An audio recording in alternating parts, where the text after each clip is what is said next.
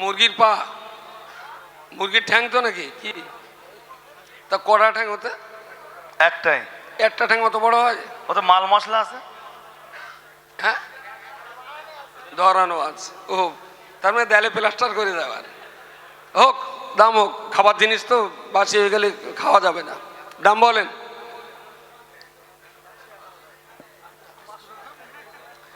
মুসাফের দাম 500 টাকা। 600, 1000, 1100, 1200, 2000 হয়ে গেছে। মুসাফের দাম 2000। 2000, 2000, মুরগির ঠ্যাং 2000, 2000, মুরগির ঠ্যাং 2000। দিয়ে দেন, ছেড়ে দেন হুজুর।